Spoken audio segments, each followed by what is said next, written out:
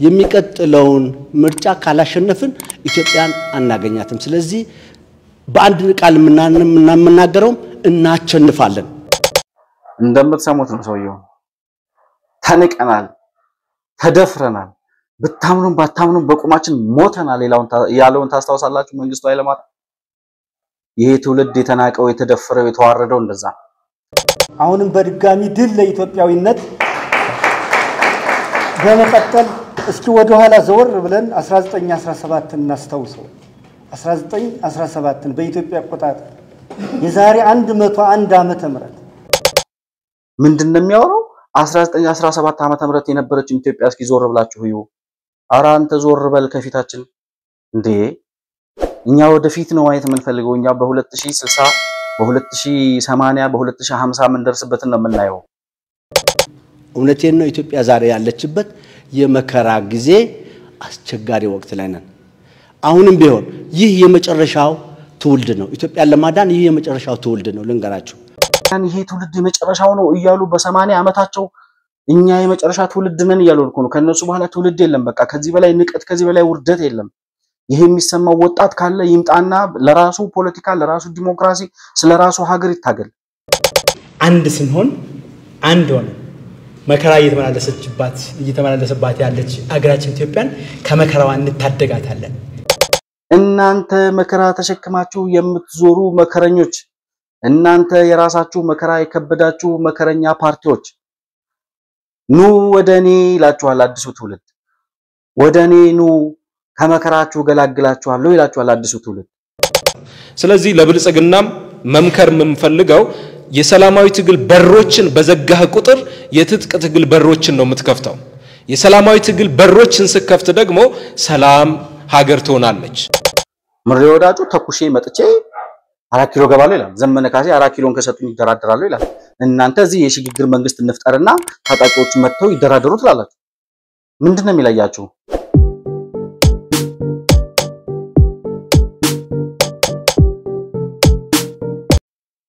ሰላም ለእናንተ ይሁን የተከበራችሁ የመሆን መልቲሚዲያ ቤተሰቦች እንደምን አላችሁ ብሩክ የሾርቅ አሰፋ ከመሆን መልቲሚዲያ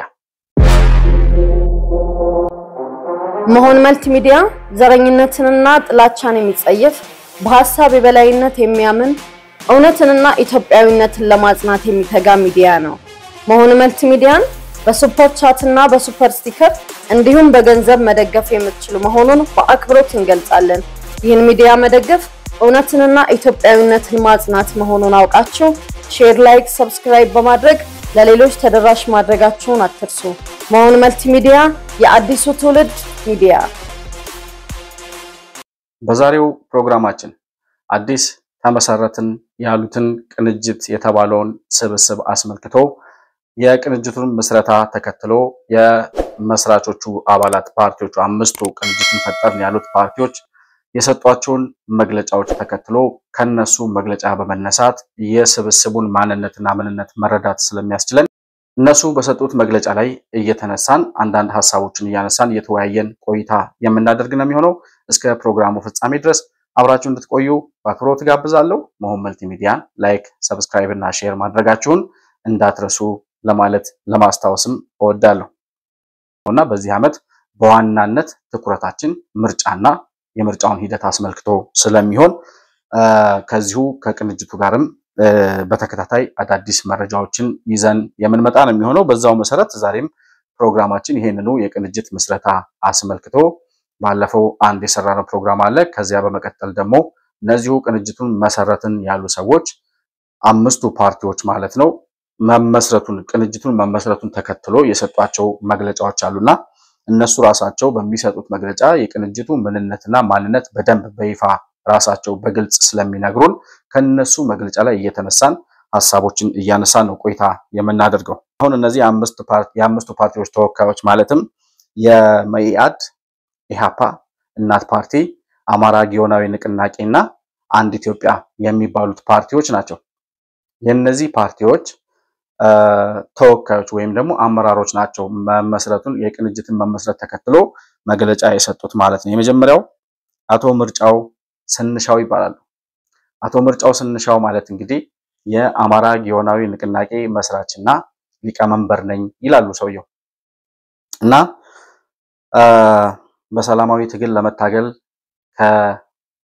ከልጅነቴ ጀምሮ ከኖርኩበት ሰሜን አሜሪካ ወደ ኢትዮጵያ መጥቻለሁ ይላል ሰውየው። ጤና ይስጥልኝ። ምርጫው ስንሻው እባላለሁ። የአማራ ጊዮናዊ ንቅናቄ መስራችና ሊቀመንበር ነኝ። አብዛኛውን ጊዜ ከልጅነት ጊዜ በኋላ ያሳለፍኩት ሰሜን አሜሪካ ነው። ከሰሜን አሜሪካ ወደዚህ የመጣሁት ታገላለሁ ብዬ ነው። ስመጣ ደግሞ በተለይ በአማራ ሕዝብ ላይ ያለውን መከራና ስቃይ ለመታደግ በሚደረገው ርብርብ ያቅሜን አደርጋለሁ ብዬ ነው የመጣሁት። በተለይ በቅንጅት ትግል ቅንጅት አሸንፋለሁ ብሎ በተሰማራበት ትግል ወቅት ጉልህ ሚና ነበረኝ። እኔም አብረውኝ የነበሩ ሰዎችም እንደኔ የቅንጅት ፖይንት ማን ነበር የሚባለው? የኃይሉ ሻውል ራይት አርም ነበር የሚባለው። ሙሉ ተሳትፎ ነበረኝ። ተባብሮ መስራት ያለውን ዋጋ ቀድመንም የተረዳን በመሆኑ ከነዚህ ወንድሞቻችን ጋር በመሆን በሰላማዊ ትግል አብረን ተቀናጅተን ለመስራት እነሆ ከፊታችሁ ቆመናል።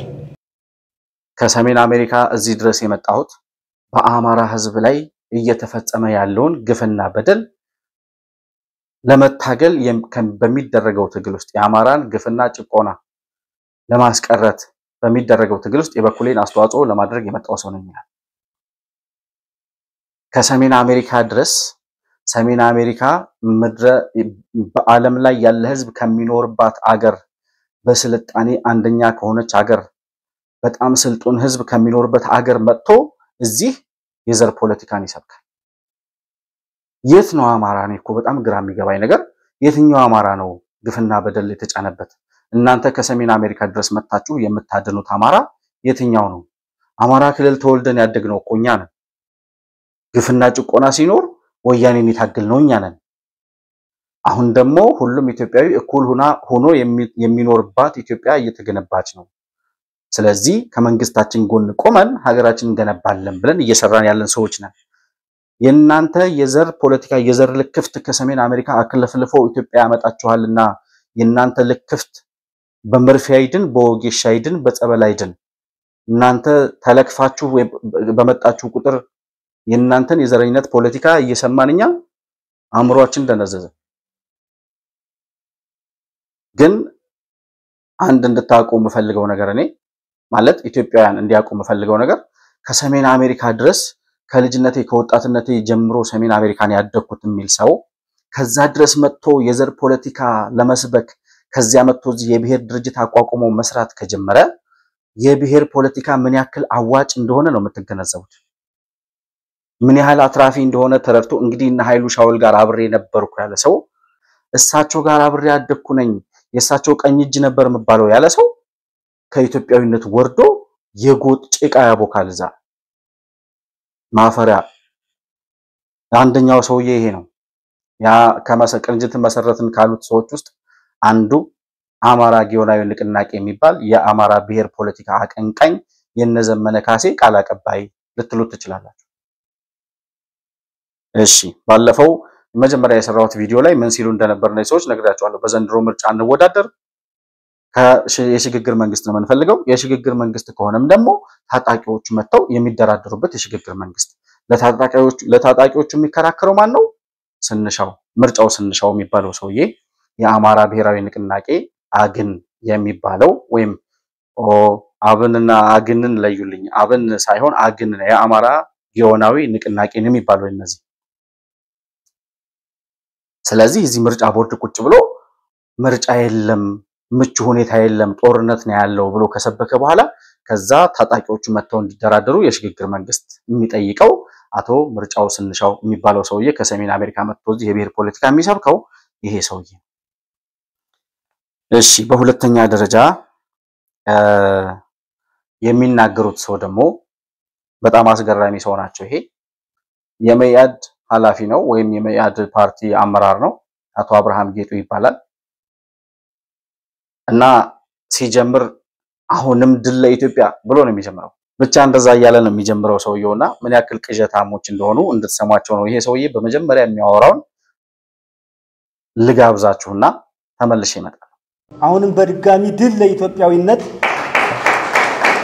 በመቀጠል እስኪ ወደ ኋላ ዘወር ብለን 1917 እናስታውሰው።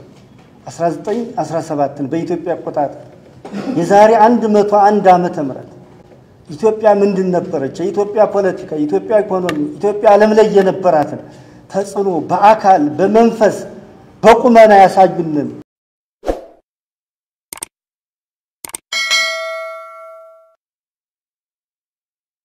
መኢአድ የሚባለው ፓርቲ ውስጥ ያለ ሰው በአመራርነት ያለ ሰው የነ ኢንጂነር ኃይሉ ሻውልን በቅንጅት ዘመን ታሪክ የሰሩ ጀግና ምሁር የመሩትን ፓርቲ አሁን በአመራርነት የሚመራው ሰውዬ ገና ንግግሩን ሲጀምር ምንድነው የሚያወራው?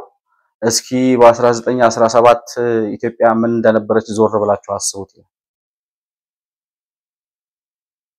በ1917 ኢትዮጵያ ምን አይነት ቁመና እንደነበራት፣ ምን አይነት ተሰሚነት እንደነበራት፣ በኢኮኖሚ የት እንደነበረች ምናምን እስኪ ዞር ብላችሁ ይላል። የት ነበርን በ1917? ማለት ጀግኖች ኢትዮጵያውያን ነበሩ። አጤ ምኒልክ የሚባል ጀግና መሪ ቴክኖሎጂን ያስገባበት ዘመን ነበር በዛን ዘመን። ከዛ በተረፈ በ1917 አሁን በ2017 ከ100 ዓመት በኋላ ወደ ኋላ ሄጄ የምናፍቀው የዲሞክራሲና የኢኮኖሚ የፖለቲካ ቅቡልነት ወይም ደግሞ ተሰሚነት የነበረበትን ዘመን አላስተዋስም። እንዲኖረን ሲታገሉ ነው የኖሩት ኢትዮጵያውያን። ይሄ ግልጽ ነው። ይሄ ሰውዬ ግን 2017 ላይ ቆሞ አሁን ተፈጠረ በተባለው ቅንጅት ውስጥ ምንድነው የሚያወራው?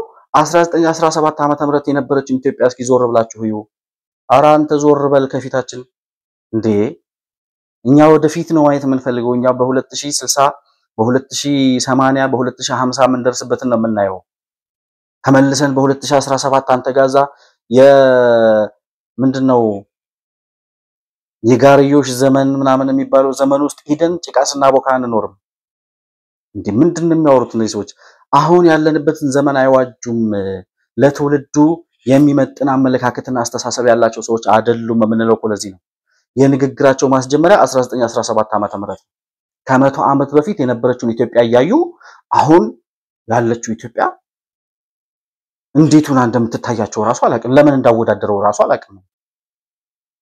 ወደፊት ማየት የተሳናቸው ወደ ኋላ ሄደው ታሪክ ላይ የተቸከሉ ሰዎች ኢትዮጵያ ወደፊት ልትደርስ የምትችልበትን መንገድ መተለም የማይችሉ ከትልቅ ነበርን ካሉ ወደ ከፍታችን እንዴት እንሂድ ብለው የማያስቡ ዛሬም በ21ኛው ክፍለ ዘመን ሽብርና ብጥብጥ የሚነዙ ሰዎች ጭራሽ ወደ ኋላ ዙረን 2017ን እንድናይ ማነው 1917ን እንድናይ ይመክሩናል። እኛ ወደ ኋላ ዞር ብለን የምናይበት ምክንያት የለም። እናንተ ከፊታችን ዞር በሉ ነው ጥያቄያችን። በሁለተኛ ደረጃ ይሄ ሰውዬ የሚያወራው አሁን ከተዋሃድን ካሉ በኋላ ወይም አንድ ሆን ግንባር ፈጠርን ቅንጅት ፈጠርን ካሉ በኋላ ያወጡትን መግለጫ ነው ባጭሩ ልጋብዛችሁ። ሰውየው የሚለውን ዋና ፍሬ ሐሳቦቹን ብቻ መግለጫው ላይ ተካተተው። ከዚህ ቀደም ፓርቲዎቹ በትብብር ሲሰሯቸው የቆዩዋቸው ጠንካራ ስራዎች የበለጠ አጠናክረው የሚቀጥሉ ሲሆኑ በተለይም እንደ ኢትዮጵያ እንደ ሀገር ኢትዮጵያውያን እንደ ሕዝብ የተጋረጠብን የህልውና አደጋ ለመቀልበስ ጦርነቶችን ለማስቆምና በድርድርና በንግግር ወደ ተረጋጋ ፖለቲካዊ ለማሸጋገር ዜጋው በከፍተኛ የኑሮ ውድነት በልቶ ማደር ወደማይችልበት ደረጃ ያደረሰውን መንግስት መር የኢኮኖሚ ቀውስ በመቀልበስ አፋና እገታን በማስቆም በፖለቲካ አመለካከታቸው የታሰሩ ዜጎችን ጉዳይ ቅድሚያ በመስጠት በአጠቃላይ ዜጋ በሀገሩ ተስፋ እንዲያደርግ በማገዝ የህዝቡን ሰቆቃ ወራትን በማሳጠር ህዝብን በማስተባበር ህግ የሚፈቅደውንና ጊዜውንና በአዋጁ መልኩ ጠንካራና የተጠና ሰላማዊ ትግል ለማድረግ ዝግጅቱነታችን ለህዝባችንና ለኢትዮጵያ ወዳጆች በሙሉ ማሳወቅ እንወዳለን። በመጀመሪያ ደረጃ ምን አለ? ኢትዮጵያውያን እንደ ሀገርና እንደ ህዝብ የተጋረጠብንን አደጋ ለመቀልበስ ነው የመጣ ነው ይላል። ማናችሁ እናንተ ቀልባሾቹ? የትኛው አደጋ ነው ኢትዮጵያ ህልውና አደጋ የተጋረጠባት? እስኪ አንድ ሁለት ብላችሁ የተጋረጠብን በዘር የተደራጁት የአማራ ህልውና ይሉናል፣ የኦሮሞ ህልውና፣ የምናምን ህልውና፣ የትግራይ ህዝብ ህልውና ይላል። ኢትዮጵያዊ ፓርቲ ነን የሚሉት መላው ኢትዮጵያ አንድነት ፓርቲ ብለው መጥተው ደግሞ ምንድነው የሚያወሩት? የኢትዮጵያ ህዝብ ከተጋረጠበት አደጋ ብቻ ነው እንዴ ሲታያቸው የሚኖረው እነዚህ ሰዎች? ከአደጋ መች ነው የሚወጡት? አደጋ ስጋትና ምናምን መከላከል ኮሚሽን ለምን አይገቡም እነዚህ ሰዎች እንዴ? የቱኛው ነው አደጋው? ምንድነው የተጋረጠብን አደጋ? እኛ ያላየነው አደጋ አለ እንዴ? እነዚህ ሰዎች ብቻ የሚታያቸው ምንድነው የሚታያችሁ አደጋ? እስቲ አንድ ሁለት ብላችሁ ለምን አትነግሩንም? ንገሩንና አደጋ ካለ እኛም ድምጻችንን እናሰባስብና አንድ ላይ እንታገለው ይሄንን መንግስት። ያልገባን ያላየነው አደጋ ካለ ንገሩን። እኔ ሲሳያጊና ሲያወራ ሲናገር ብዙ ጊዜ ሰማዋለሁ ይሄን ጥያቄ። እኔ መቃወም አማረኝ ይላል ሲሳይ። በቃ ይሄን መንግስት መቃወም አማረኝ፣ መቃወምበት እስቲ ምክንያት ስጡኝ ይላል።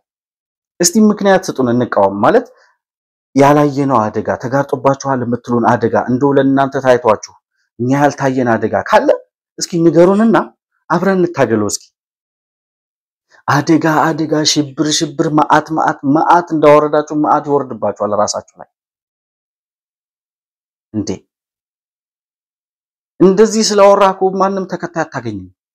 አሁን በዚህ ዘመን እንደዚህ አታሉ አጭበርብሮ ምናምን መሄድ የለም። ሐሳብ አለ ሆይ? ብልጽግና አደጋ ጋርጦብናል አይደል? አብቹ የሚመራት ሀገር ወደ አደጋ የህልውና አደጋ ተጋርጦባታል አይደል? እንዴት ነው የምታድናት አንተ? በቃ ይሄንን ፖሊሲ ንገረኝ። ከዛ በኋላ ከተላሉ አልከተለህም የማውቀው እኔ ነኝ። አደጋ አለብህ አትበለኝ። እኔ ነኝ የማውቀው እሱን። እንዴ አንተ ከምታስበው በላይ ማሰብ እችላለሁ። አንተ በዘረኝነት በጥላቻ በምናምን ተተብትበህ ነው የምታስበው። እኔ በኢትዮጵያዊነት በነፃ አእምሮ ማንም ያልተጫነው ማንም የማይነዳው ማንም የማይዘውረው አእምሮ ይዤ ነው በራሴ ይጠቅመኛል፣ ለሀገሬ ይጠቅማል፣ ለትውልዱ ይጠቅማል ያልኩት ነገር መሰራው።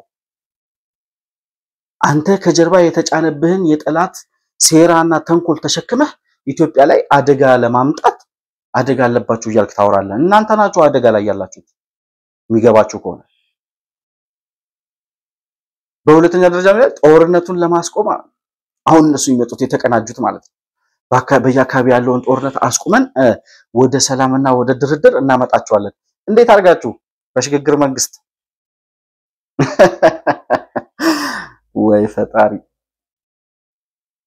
እንዴት አድርጋችሁ ነው ታመጣቸው? እንደራደር አለ እኮ መንግስት 10 ጊዜ 15 ጊዜ ሽማግሌ ላከ። ሳይገባው ለህዝብ ሲል ለገበሬው ሰላም ሲል ማድረግ እየቻለ መደምሰስ እየቻለ ሂዶኮ እንደራደር አለ። ሽማግሌ ላከ፣ የሃይማኖት አባቶች ላከ። አንበርክከው ገረፏቸው የናንተ ዘመዶች። ምን ያርግ ከዚህ በላይ? አንደራደርም ያለው ማን ነው? አይበለውና እንደው እናንተ አያርገውና መቼም አያርገውም። በተአምር ሰማይና ምድር ከፍ ዝቅ ቢሉ ቦታ ቢቀያየሩ እናንተ የኢትዮጵያ ስልጣን ላይ ቦታ ይኖራችኋል ተብሎ አይታሰብም። ሊኖራችሁ አይችልም በተአምር። ግን እንደው ይሁን ብለን ኢሉዥን እንፍጠርና በምንድነው ወደ ሰላም የምታመጧቸው? ምን አርጋችሁ ነው ወደ ድርድር የምታመጧቸው? እንደ ትራምፕ ነው የምታወሩት? እንደ ዶናልድ ትራምፕ እኔ ልምጣ እንጂ ከዛ በኋላ የሰሜን ኮሪያና ማነው የራሺያና የዩክሬንን ጦርነት አስቆመዋለሁ ብሎ ይሄው አንድ አመቱ ትራምፕ እንኳን። እናንተ ምን አርጋችሁ ነው እነዚህ ሰዎች የምታመጧቸው? በእርግጥ ትግባባላችሁ። የሽግግር መንግስት ስለምታቀናጁ እናንተ ስትመጡ በዛ የሽግግር መንግስት ውስጥ ታስገቧቸዋላችሁ። የደናቁርት ስብስብ።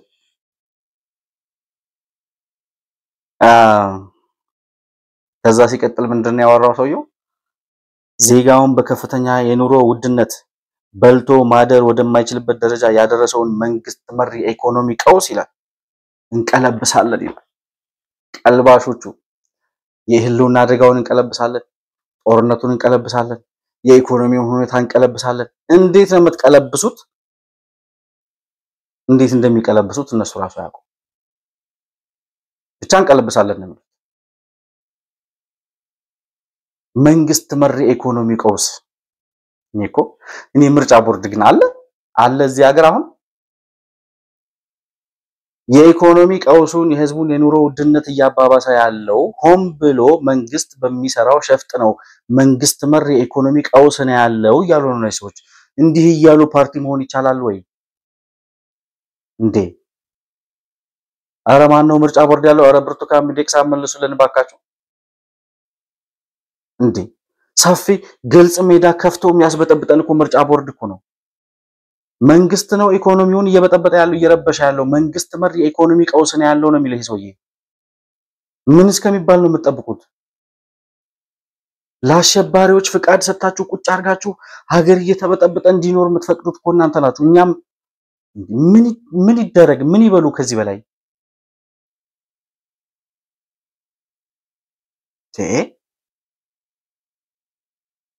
የመንግስት የጸጥታ ኃይሎች መንግስት ራሱ እኔ አብቹ እንኳን አብቹ ችግር አለበት እሱ እንኳን እነዚህን አቦይ ስብሃትን ፈቷል።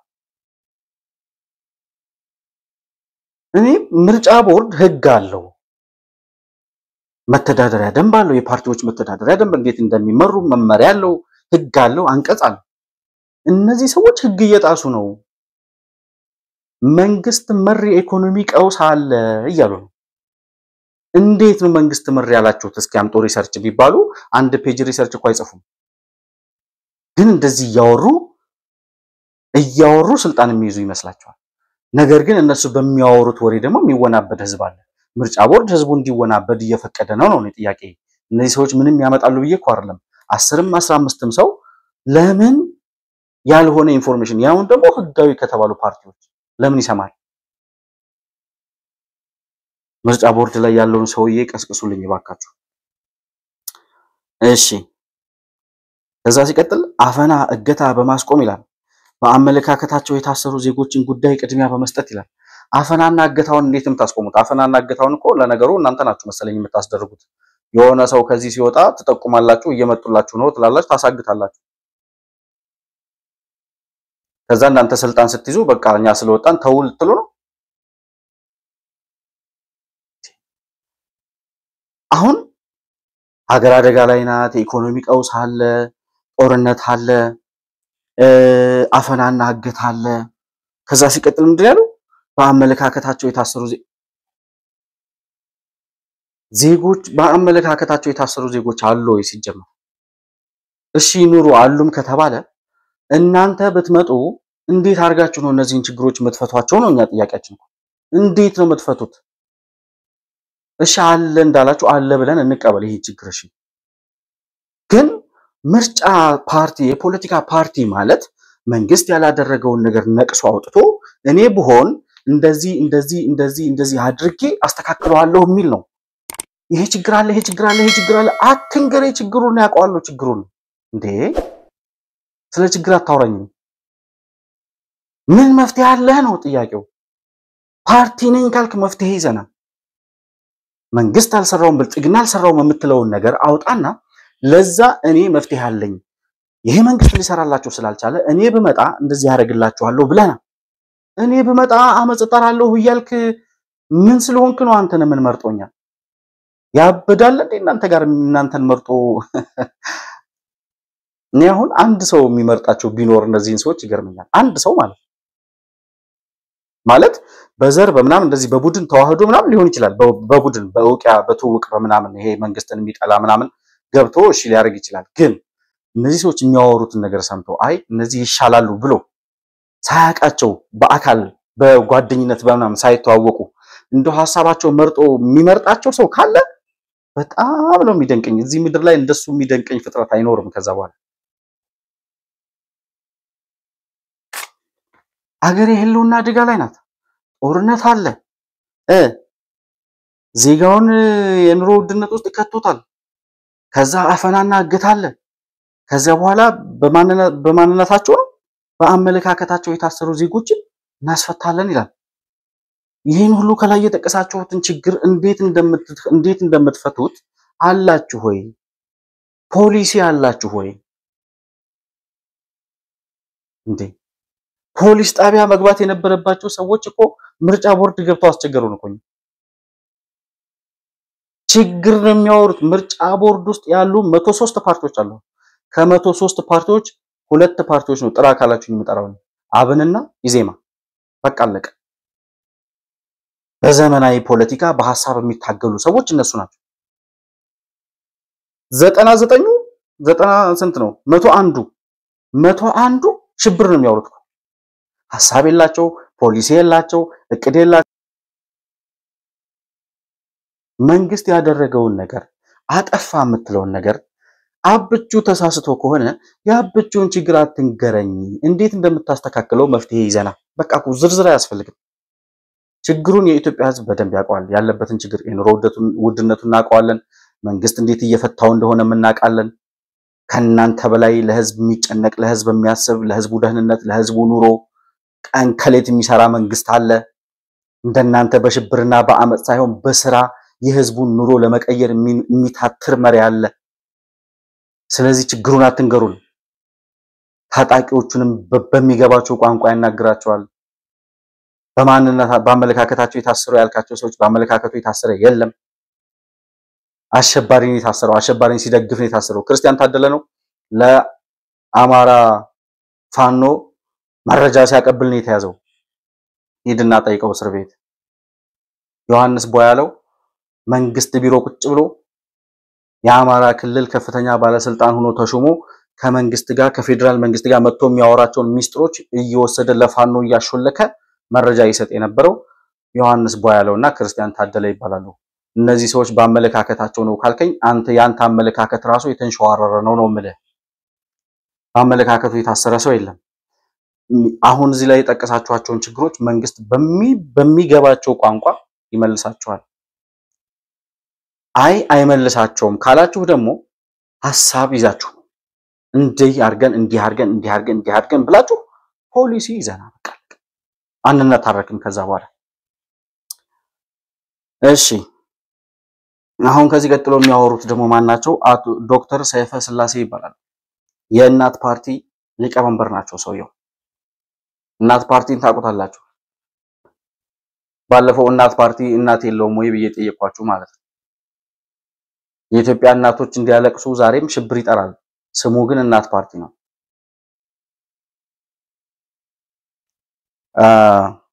ስለዚህ ዶክተር ሰይፈ ስላሴ ምን እንደሚል አንድ አስገራሚ ንግግር አለውና እሱን ልጋብዛችሁ። እንደዚህ አይነት ቤተሰባዊነት ነው እዛ ጋር ፈጥረን ያለነው። ይሄ ለምን እንደሚጠቅመው የተበታተነው የፖለቲካ ጎራ መከራ የተመላለሰባትን ሀገራችንን 51 ዓመት መከራ ውስጥ ያለችውን ሀገራችንን ከዚህ መከራ የማውጣት ዓላማ ይዘን እዚህ ጋር ያመጣው አንድ ስንሆን አንድ ሆነ መከራ እየተመላለሰባት ያለች ሀገራችን ኢትዮጵያን ከመከራዋ እንታደጋታለን። 51 ዓመት ሙሉ መከራ የተመላለሰባትን ኢትዮጵያን ከመከራዋ ማገላገል አለብን ይላል።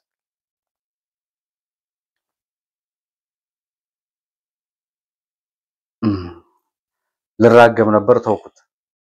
እሺ 51 ዓመት ሙሉ መከራ የተመላለሰባትን ኢትዮጵያን ከመከራዋ ልንገላግላት ነው የመጣነው። እኔ ተስፋ የሚያወራ ፖለቲከኛ የለም እንዴ? ተስፋ ቪዥን ማለት እኔ እኮ የውጭ እና ሪፐብሊካን እና ዲሞክራት ምናምን ሲወዳደሩ የውጭ የአውሮፓውያን መሪዎች ሲወዳደሩ እኮ እናውቃለን። ሐሳብ ነው ይዘው የመጡት። ስለ ታክስ ሊሆን ይችላል፣ ስለ ኑሮ ውድነት ሊሆን ይችላል፣ ስለ ስራ ፈጠራ ሊሆን ይችላል።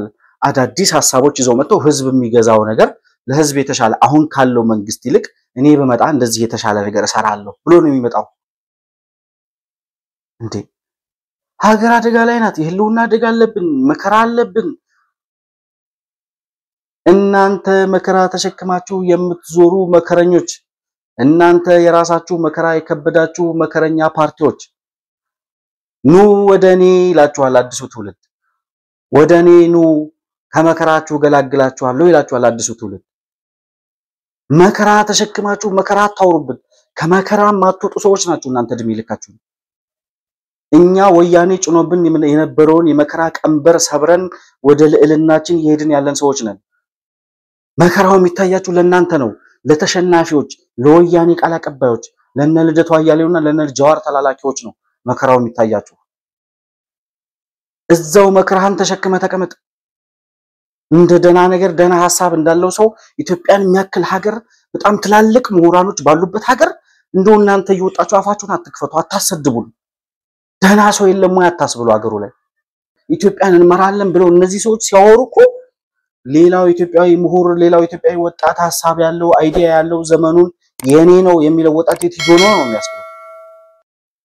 እነዛ ዓለም ያስደመሙት ምሁራኖች ዓለምን በተለያየ ሙያቸው እያገለገሉ ያሉት ምሁራኖች የነዛ ሁሉ እናት እኮ ነች ኢትዮጵያ።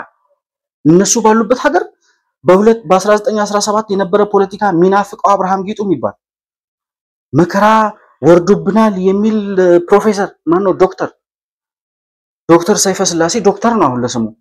ምንድነው ዶክተሬት እንዴ? መማር እኮ ብርሃን ማየት ነው። ተማርክ ማለት በራለህ ማለት ነው። ሲበራልህ ደግሞ ለጨለመባቸው ታበራለህ ነው ሳይንሱ። መከራ ያወራችሁ ጨለማ ውስጥ ልታስገቡት ነው እንዴ ህዝቡን? ሂድ መከራን ይዘህ እዛው መከራን ተሸክመ ተቀመጥ። አይ እንዴ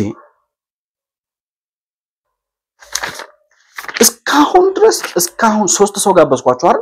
ሶስቱም ሰዎች ስለምንም አይነት ፖሊሲ ስለ ድርጅታቸው ስለአሁን ስለተቀናጀው ቅንጅት ስላሉት እነሱ ስለሚሄድበት መንገድ ስላለው ራዕይ ስለምናምን ያወሩት ነገር የለም። ራዕዩ ሽብር፣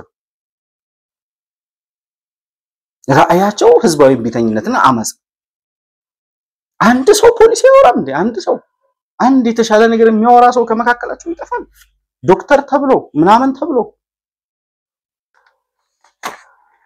እሺ ቀጣዩ ደግሞ የኢሃፓ ሊቀመንበር ነው። የኢሃፓ ብቻ ሳይሆን አሁን የተመሰረተው ቅንጅት የሚባለው ፓርቲ የቅንጅቱ ሊቀመንበር እና የዚሁ ቅንጅት የውጭ ጉዳይ ኃላፊ እነ መሳይ መኮንን እነ ጃዋር ጋር እነ ልደቱ ጋር የሚጻጻፈው ማለት የውጭ ጉዳይ ኃላፊያቸው ይሄ ነው። ማን ይባላል? ባለፈው አቅርቤው ነበር። የባለፈው ቪዲዮ ላይ አይታችሁት ከሆነ አቶ አብርሃም ሃይማኖት ይባላል። እና የሰውዬ ምን ያወራል? አብርሃም ሃይማኖት የሚባለው ሰውዬ የስልጣን ፍላጎት ሳይሆን ሀገርን የማዳን ፍላጎት ያላቸው ሰዎች የፈጠሩት ቅንጅት ነው ይላል። ለዛ ነው በሽብርና በአመጽ ስልጣን ለመያዝ የምትታገሉት፣ ሀገርን ከጥፋት ለማዳን። እየጠፋችሁ ያላችሁት እናንተ ናችሁ ወንድሜ፣ የሚገባ ከሆነ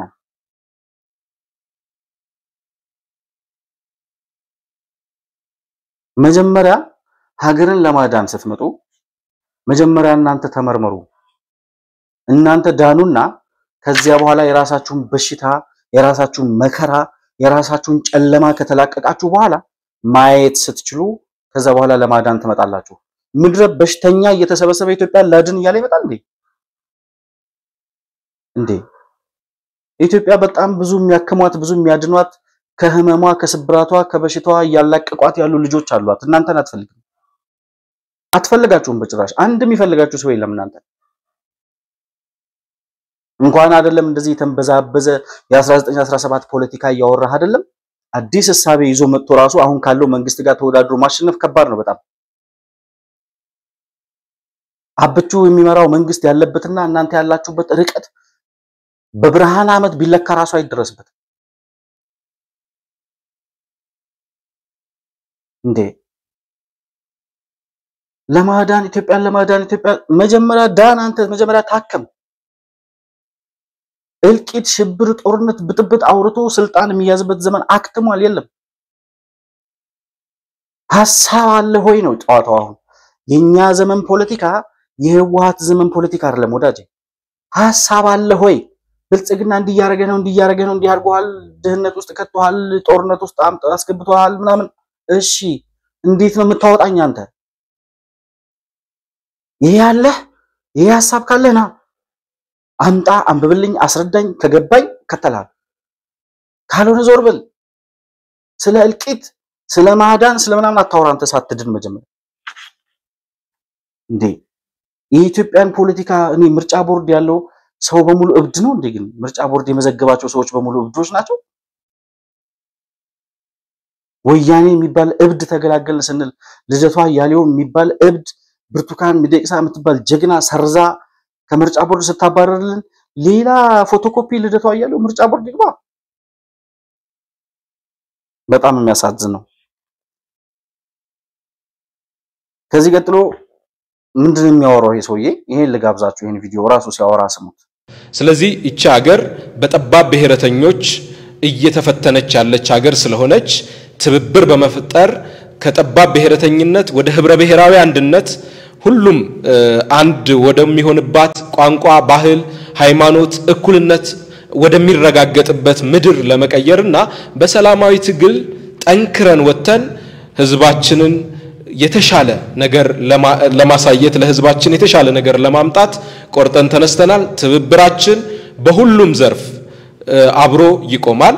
በአንድነት ለህዝባችን ማንኛውንም መስዋዕትነት እንከፍላለን። ስለዚህ የኢትዮጵያ ህዝብ ይሄንን ቅንጅት መደገፍ አለበት። የሰላማዊ ትግል ላይ ተስፋ ተቆረጠ ማለት ሀገሪቱ ሁሉም ቦታ ላይ ጦር ሜዳ ሆነች ማለት ነው። ስለዚህ ለብልጽግናም መምከር የምንፈልገው የሰላማዊ ትግል በሮችን በዘጋህ ቁጥር የትጥቅ ትግል በሮችን ነው የምትከፍተው። የሰላማዊ ትግል በሮችን ስከፍት ደግሞ ሰላም ሀገር ትሆናለች። በጠባብ ብሔርተኞች እየተፈተነች ያለችውን ሀገር ወደ እኩልነትና ወደ ህብረ ብሔራዊነት ይዘናት እንሄዳለን። ማን ነው ጠባብ ብሔርተኛ? አይ ወያኔ ነብሰ ሃይማር በሰማይም በምድር ማይመቻቹ ወያኔዎች እናንተ ያመጣችሁብን ጦስ ይሁሉ ይሄን ሁሉ ድኩማን ፖለቲከኛ ነኝ ብሎ እንዲገባ ያረጋችሁት እናንተ ናችሁ። ከዛ በኋላ ይሄው ምድረ ደንቆሮ ምንም ሐሳብ የሌለው ሰው የሐሳብ ድርቀት ያደነዘዛቸው ሰዎች መጥተው ወደ ኢትዮጵያዊነቱ ህዝቡን ይዞ እየሄደ ያለው መንግስት ጭራሽ በጠባብ ብሔርተኛ እየተመራች ሀገር ያለች ሀገር ይላል። በጠባብ ብሔርተኛ ተመራ የነበረችው ሀገርማ አፈረሰች። ወዳጅ ከወያኔ ጋር አብራ አፈረሰች። ያቺ ልጆቿን አጋርና ዋና እያለች ሶማሌውን፣ ቤንሻንጉሉን፣ ጋምቤላውን፣ አፋሩን አይመለከታችሁም ብላ አጋር አርጋቸው የኖረችው ኢትዮጵያ ፈረሰች። እሷ ከወያኔ ጋር ፈረሰች። አሁን ሁሉም ኢትዮጵያዊ በአንድነት በእኩልነት በቁመቱ ልክ የሚወዳደርባት ሐሳብ የሚሰጥባት በሀገሩ ጉዳይ ተነጋግሮ የሚወስንባት የውሳኔ ተቀባይ ሳይሆን ውሳኔ ሰጪ የሆነባት ኢትዮጵያ በብልጽግና ተመስርታለች። የት ነው የምታወራው? ስለምንድን ነው የምታወራው? ከወያኔ ዘመን አልወጣችሁም እኮ እናንተ። በ1917 ላይ የቆማችሁ ሰዎች ናችሁ እናንተ። የትና የት የ101 ዓመት ርቀት ላይ ናችሁ ያላችሁት። የምታወሩት ነገር ለራሳችሁ የሚገባችሁ አይመስልም። ብልጽግናን በጠባብ ብሔርተኝነት የምትከስ ከሆነ አንተ ከጀርባ የተደበቀ የጠላት አጀንዳ አለ። ምክንያቱም እኛ የምናየውን ነው የምናምነው፣ አንተ የምታወራውን አይደለም ወዳጅ። እኛ የምናየውን በገሃድ በዓለም ላይ እየተፈጸመ በጠራራ ፀሐይ እየተከወነ ያለውን ሀገር የማዳን ስራ በአይናችን እያየን ነው። አንተ ስላልከን አይደለም፣ ማንም ስላወራ ማንም ስለለፈለፈ አይደለም። በአይናችን የምናየውን ነው የምናምነው። የምናየው ደግሞ በብሔር ተተብተባ በዘረኝነት ተተብተባ አጋርና ዋና እያለች ልጆቿን ለይታ የነበረችው ኢትዮጵያ ልጆቿን በእኩልነትና በአንድነት አቅፋ ወደ ከፍታዋ ወደ ልዕልናዋ እየሄደች ያለበት ዘመን ያለ ነው። እሺ ጠባብ ብሔርተኞቹ እናንተ ናችሁ ስለ አማራ ጊዮናዊ ንቅናቄ የምታወሩት። ስለ ታጣቂዎች ይምጡና ይደራደሩ ያላችሁ የምታወሩት፣ ለታጣቂዎች የምትከራከሩት እናንተ ናችሁ። ብጥብጥና አመጽ ጠርተን በመንፈጥረው የሽግግር መንግስት ታጣቂዎቹ እነዛ ደም አፍሳሾች እነዛ ህዝብ የሚያሰቃዩት እነዛ ጥያቄ ሳይኖራቸው በሪያቸውን ሽጠው መሳሪያ ገዝተው ጫካ የገቡ ሰዎች በሽግግር መንግስት ስም መጥተው ተደራድረው መንግስት ይሁኑ እያላችሁ ነው እናንተ። ከነዘመነ ካሴና ከነምሬ ወዳጆ እንዴት ነው ከነ ጃልመሮ እንዴት ነው የምንለያችሁ እናንተ? ምሬ ወዳጆ ተኩሼ መጥቼ 4 ኪሎ ገባለሁ ይላል። ዘመነ ካሴ 4 ኪሎን ከሰጡኝ ይደራደራሉ ይላል። እናንተ እዚህ የሽግግር መንግስት እንፍጠርና ታጣቂዎች መጥተው ይደራደሩ ትላላችሁ። ምንድነው የሚለያችሁ? የአንድ እናት ልጆች ጠባብ ብሔርተኞች፣ የሐሳባችሁ የአእምሮአችሁ የጨለማ ጥልቀት የማይደረስበት ለዚህ ዘመን የማትመጥኑ ድኩማኖች እንኳን ለኢትዮጵያ ህዝብ እንኳን ታላላቅ ኢትዮጵያኖች ላሏት ሀገር እንኳን በጣም ብዙ ምሁራን ለዓለም የሚበቃ ጭንቅላት ያላቸው ልጆች ያሏት ሀገር አይደለም ለአንድ የገጠር ቀበሌ ወረዳ አስተዳደርነት አትመጡም እናንተ።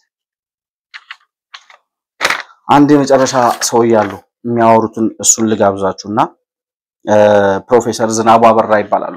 አውቄ ነው መጨረሻ ላይ ያደረኳቸው የኛን ትውልድ ስለሚመለከት እሳቸው የሚያወሩት ነገር እና የኢህአፓ ናቸው። የኢህአፓ አመራር ናቸው ሰውየው እና ምን ይላሉ ገና ሲጀምሩ እንግዲህ ይሄ ሰውዬ ፕሮፌሰር ናቸው ተብለዋል። ገዝተው ይሁን ተምረው ይሁን አይታወቅም።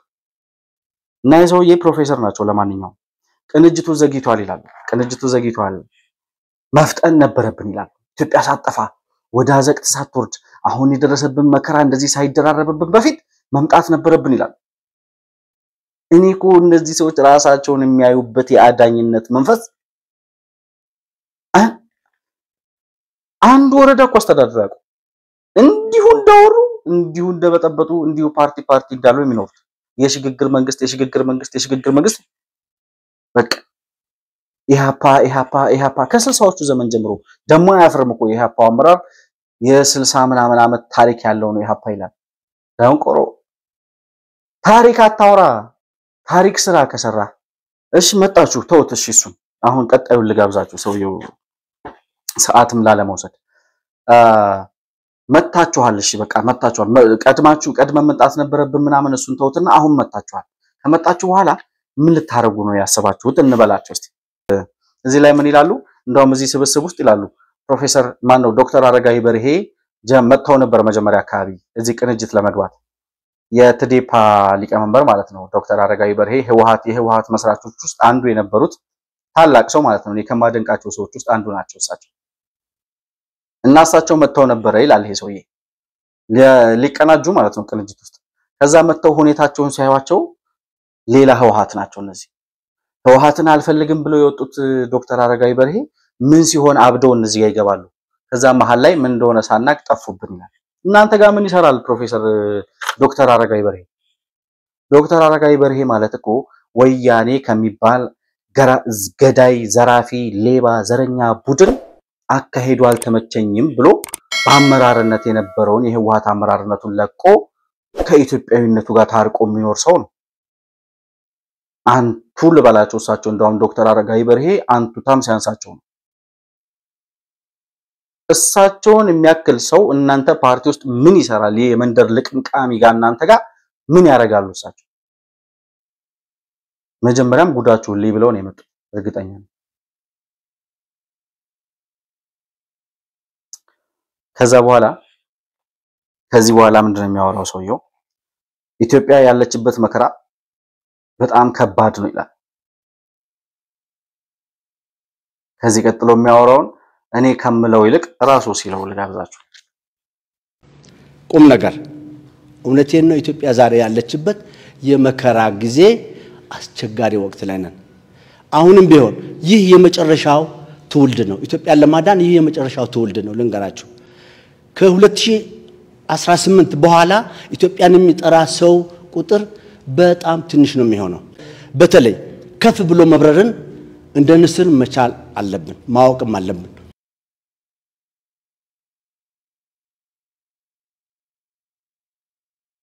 ወጣቱ ትውልድ፣ የዚህ ዘመን ትውልድ፣ የኛ ትውልድ ይሄ ዘመን ይመለከተኛል የኔ ዘመን ነው ይሄ ትውልድ የሚለው የራሱን ዘመን አሳልፎ ለነዚህ ሰዎች ሰጥቶ ፖለቲካ ሲሉት አራራራ ፖለቲካና ኮረንቲን በሩቁ እያለ በራሱ ዘመን ላይ እየተጫወተ ጭራሽ ፕሮፌሰር ምን አሉ? አሁን የሰውዬ ምን አለ? ኢትዮጵያን ለማዳን ይሄ ትውልድ የመጨረሻው ነው። የሳቸው ትውልድ ማለት ነው። አሁን ይሄ ፕሮፌሰር የሚባሉ ሰው ያሉበት ትውልድ ኢትዮጵያን ለማዳን የመጨረሻው ነው። ከዚህ በላይ በትውልድ መቀለድ፣ በትውልድ ማላገጥ፣ ትውልድን መናቅ እኔ አሁን በጣም ነው የሚያበሳጨኝ። እኔ አሁን የኔ ጓደኞች በኔ እድሜ ያሉ ልጆች ወጣቶቹ ይሄ ዘመን የኔ ነው የሚለው ወጣት ይሄ ነገር ካልተሰማው የራሱን ህልውና አሳልፎ ሰጥቷል ማለት ነው። ኢትዮጵያን ለማዳን ይሄ ትውልድ የመጨረሻው ነው እያለ ነው። ከዚህ በኋላ ኢትዮጵያን የሚያድን ትውልድ የለም እያለ ነው። እየሰደበን ነው እኛን። እነዚህ በ60ዎቹ ዘመን ጀምረው አንድ የስኬት ታሪክ የሌላቸው እድሜ ልካቸውን የሽግግር መንግስት ሲሉ የኖሩ የፖለቲካን ስልጣን ለራሳቸው ኢኮኖሚ ትርፍ ማጋበሻነት የሚጠቀሙ ሰዎች አንድ ለሀገርና ለህዝብ የሚሆን ሐሳብ የሌላቸው ሰዎች ጭራሽ ከኛ የተሻለ ትውልድ የለም ለኢትዮጵያ እያለ ነው። ምን ይደረግ ይበሉ። ወጣቱ ትውልድ የራሱን ጉዳይ አሳልፎ ሰጥቷል። እኔ እኮ በዙሪያ ያሉ ጓደኞቼን ስለማይቆ ነው። እኔ አብረውኝ የተማሩ አብረውኝ የሰሩ ብዙ ጓደኞች አሉ። እነሱ ስትላቸው ስለ ፖለቲካ አራራራ ምንድነው ወረረ ፕሮፌሰር ባህሩ ማን ነው? ፕሮፌሰር ባህሩ ዘውዴ ትልቁ ሰውዬ እዚህ ምን አመጣቸው? ማን ነው ይሄ ሰውዬ? ማን ነው ስሙ ያልኳችሁ? ፕሮፌሰር ዝናቡ አበራ። ፕሮፌሰር ዝናቡ አበራ የሚባል ሰውዬ በ70 ዓመቱ መጥቶ የኢትዮጵያን ስልጣን ኢትዮጵያን መከራ ላይ ናት፣ ኢትዮጵያ ችግር ላይ ናት፣ አደጋ ላይ ናት። እሺ ተውት፣ እርግማኑ ይቅርብኝሽ። መከራ ላይ ናት፣ መከራ ተሸክመው የመጡ ሰዎች እሺ መከራውን ተውት፣ እንደፈለጉ ያውሩት መከራውን ብለን እንተዋቸው። ጭራሽ ኢትዮጵያን ለማዳን ይሄ ትውልድ የመጨረሻው ነው፣ የኔ ትውልድ የመጨረሻው ነው እያለ ነው ይሄ ሰውዬ። አለው አዲስ ትውልድ፣ አሁን አዲስ ትውልድ አለው፣ ይሄ ዘመን የኔ ነው የሚል ወጣቱ ትውልድ አለው ይሄ ነገር የሚሰማው። እናንተ ዘመናችሁን የጨረሳችሁ ሰዎች በእኛ ዘመን አትቀልዱም የሚል ወጣት ትውልድ አለው ወይ ነው ጥያቄ። ያ ካልሆነ ምንም መበሳጨትም መናደድም አያስፈልግም። እንደፈለጉ የ60ዎቹ ዘመን ፖለቲከኞች ይቀልዱበት የኢትዮጵያን ፖለቲካ። በዚህ አያባራም ይሄ ሰውዬ፣ ትውልዱን በመሳደብ ብቻ አያባራም። ቀጣይ የሚያወራውን ልጋብዛችሁ። ስለዚህ አሁን ማድረግ የሚገባ ምንድነው? መንግስትን የሚያክል ቁመና ላይ መገኘትና ራሳችንን እስከዛ ድረስ መውሰድ ነው። ኃላፊነትን መሸከም መቻል አለብን። ስለዚህ መተማመንን የፈጠርን ስብስቡን እናስፋ። የሚቀጥለውን ምርጫ ካላሸነፍን ኢትዮጵያን አናገኛትም። ስለዚህ በአንድ ቃል የምናገረው እናቸንፋለን። እንደምትሰሙት ነው ሰውየው። ተንቀናል፣ ተደፍረናል፣ ብታምኑም ባታምኑም በቁማችን ሞተናል ያለውን ታስታውሳላችሁ? መንግስቱ ኃይለማርያም። ይሄ ትውልድ የተናቀው የተደፈረው የተዋረደው እንደዛ እኔ ነኝ ያሉ ወጣቶች ብሪሊያንት የሆነ አእምሮ ያላቸው አገር መቀየር የሚችል ሐሳብ ያላቸው ለሀገራቸው መስራት የሚችሉ ነገር ግን የፖለቲካውን መጨመላለቅ አይተው ፖለቲካውን ሸሽተው የተቀመጡ ወጣት ትውልድ አለኮ። ወጣቶች አሉ ብዙ ለሀገር ሐሳብ ያላቸው። እነሱ ባሉበት ሀገር እነ ፕሮፌሰር ማን ነው ይሄ ዝናቡ አበራ የሚቀልዱበት የፖለቲካ መድረክ ሆኗል። የኛ ፖለቲካ መድረክ መንግስትን የሚያህል ቁመና ይዘን መምጣት አለብን ይላል። መንግስትን የሚያህል ቁመና አይደለም ለአንድ ቤተሰብ ለመምራት የሚበቃ ማንነት የላችሁም እናንተ። አንድ ሰፊ ቤተሰብ ለመምራት የሚያስችል ማንነት የላችሁ። ከዛ ደግሞ ሲቀጥል ይላል እንደ ንስር የንስርን ተፈጥሮ መላበስና ማወቅ መልመድ አለብን ይላል። ተው ንስርነቱን ለንስሮቹ ተውላቸው፣ ኩረጃውን ተው። ንስሮቹ ሀገር እየመሩ ነው ወዳጅ፣ እንዳንተ እያወሩ አይደለም። የንስርን ተፈጥሮ ለሚገባው ለአብቹ ሰተነዋል።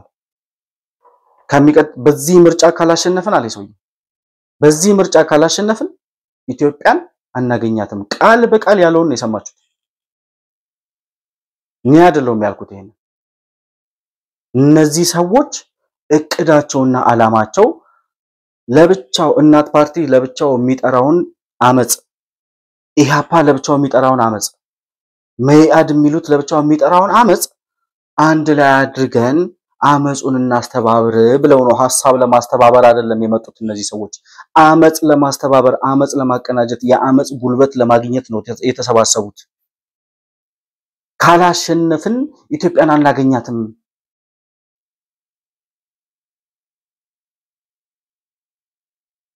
ይሄ ትውልድ ኢትዮጵያን ለማዳን የመጨረሻው ነው።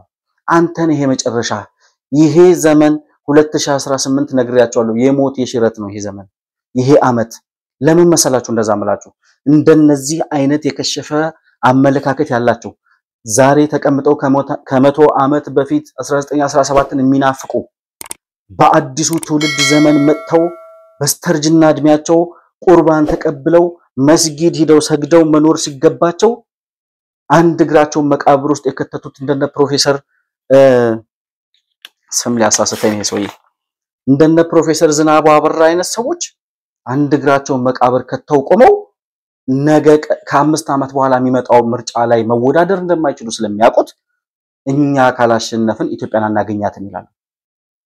ቀጣይ ምርጫ እነሱ ስለማይገኙ እኮ የሉም ወይ ይሞታሉ ወይ ደግሞ ከፖለቲካው መድረክ አይኖሩም።